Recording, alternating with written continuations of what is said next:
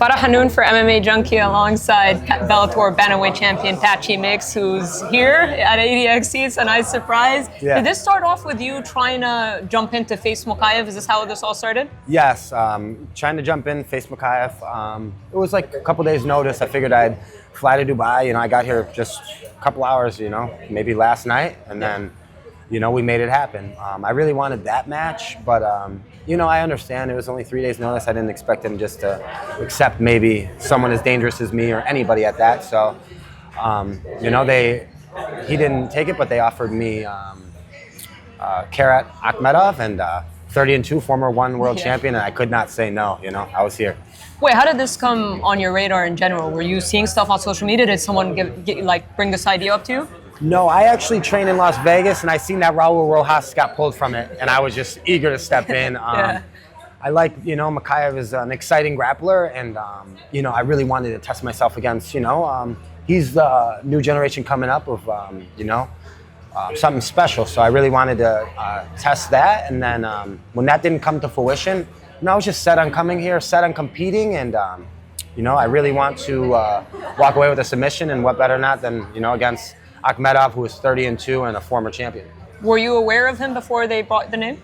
Oh, yes. I know who he is. My coaches have trained with him in the past. Me personally, never, but I know who he is. I watched his fights against Adrian Moraes for the one championship belt years ago, so I was super excited and just super happy to compete. Is this your first time to do this I know this is in a cage, but is this your first time to compete in grappling? No, I have probably a good 30 grappling matches in my past prior to going professional in fighting. Okay. And I'm a black belt, one of the highest level black belts in the world. So grappling is it's a little easier than fighting. You don't take as much damage. And I wouldn't say it's easier than fighting, it's a less stressful on the body. Yeah, and of course, because you were supposed to compete in November, right? Defend your title against Leandro, Higo. Yes. The event gets canceled, so is this an opportunity? You want to stay active, right? 100%. I want to stay active, and just because I'm staying active does not mean Leandro Higo is off the hook.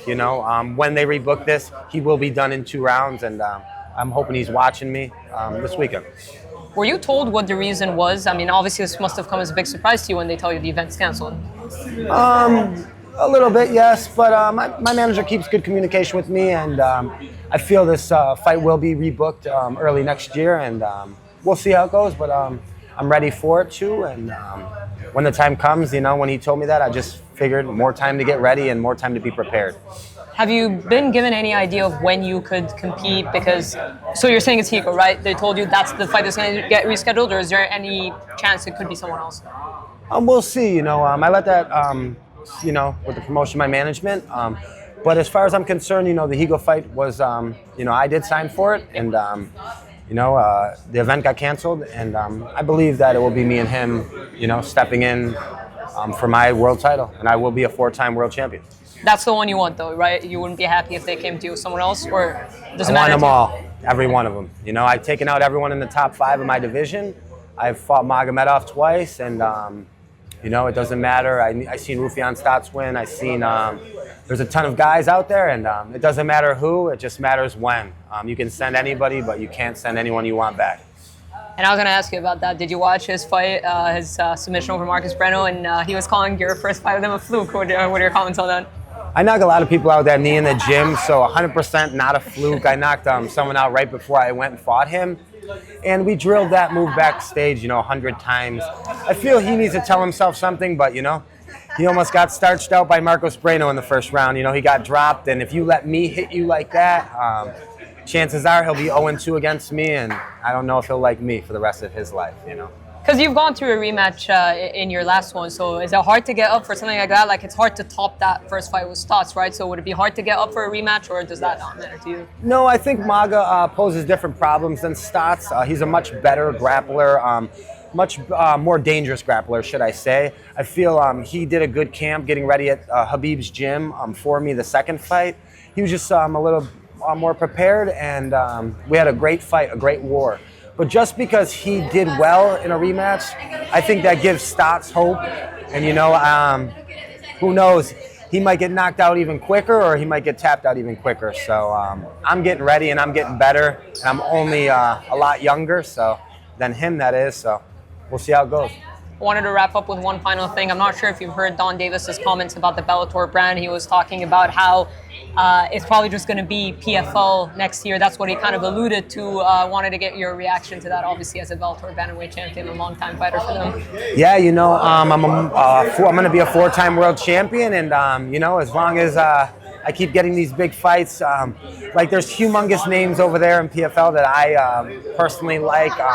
Brendan Loughney's been killing it. He's in the finale this year. He's a world champion in the past. There's so many exciting fights. So, you know, I haven't heard that, but you know, no matter what it is, I'm just excited for the future. And like I said, I'm in my prime of my career, and I just want to prove to the world what I know, and that's I'm the best 135-pound bantamweight walking in the world today, right now.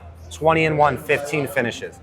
And when we're talking about like it being a merger, if it's all under the PFL banner, jump into another tournament, does that excite you? Or, I mean, you can do your own thing as a Bellator bantamweight champion. Does a tournament format interest you, or are you done doing that? If they had a PFL tournament format for bantamweight, you know, I think it interests me. It's 4 fights in a year. I'm already a millionaire from fighting, and I make championship money. So, you know, if they did a bantamweight tournament, I'd be a lot wealthier than I am now, and I do expect I would win it. So we'll wrap up with this. What's kind of your main goal for 2025? My main goal for 2025 is to defend my belt, continue to get better, and you know, Tatiana, you know, just be there for my fiance in training, outside of training, and I believe you know, she'll be champion by the end of 2025 too, as well as take care of my family. You know, my daughter, my parents, my brother. You know, I'm all about, you know, taking care of my family, and you know, that's it. 2025, you know, it's a healthy year for everyone involved. All right, awesome stuff, Patchy. I really appreciate Thank you your time. so much. Best of luck. Appreciate Thank you so you. much.